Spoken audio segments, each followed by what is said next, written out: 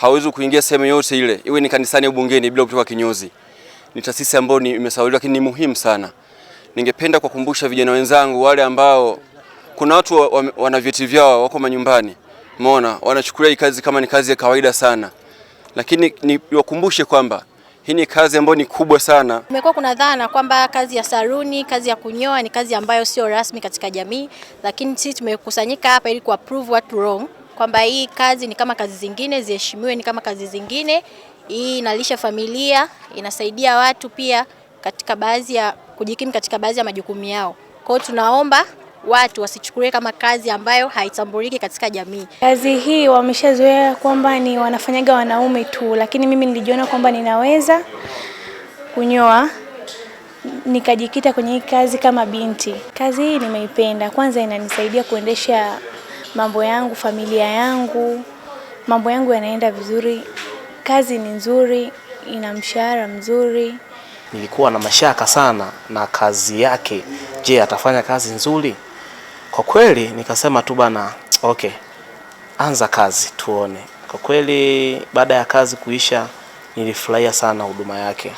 Nikaamini kumbe kumbe wanawake wanaweza kuingia kwenye harakati za kunyoa.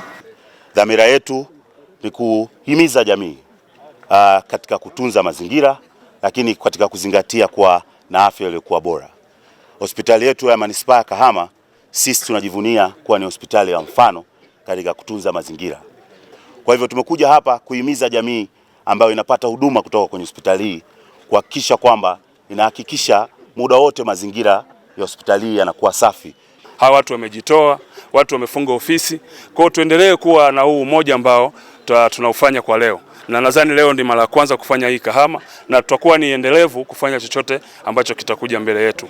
Na hii kwa Kahama imekuwa ni mara ya kwanza. Kwa kipindi chote toka hii kitu imekuwepo na haya maadhimisho yanafanyika, sisi kama wilaya Kahama tujawahi kubahatika kuona hii kitu. Na niwaombe sekta nyingine ziwe na moyo kama huu wa kuweza kuungana. Mnapoungana sekta fulani inakuwa ni rahisi sana kuweza kutumika kama forum ya kama kuna changamoto zozote, kuonana na sekta yote ile, changamoto ile iweze kufanyaje kupata utatuzi mapema. Lakini mkiwa mko tofauti inakuwa ngumu. Kuna zile changamoto ndogo ndogo tu inakuwa ngumu kuweza kuziwasilisha kwa mamlaka husika ili ziweze kupatiwa ufumbuzi. Lakini mnapoamua kuungana pamoja inakuwa ni rahisi, inakuwa ni jukwaa rasmi la kuweza kuwasiliana, kusaidiana na kushirikiana kwenye shughuli mbalimbali za shida na la. Ni jambo la msingi sana kushikamana. Kwa hiyo nitumie pia fursa hii kuwasihi, kama ambavyo tunafahamu wakati tuna uchaguzi mkuu tarehe 29 ndio siku ya kupiga kura.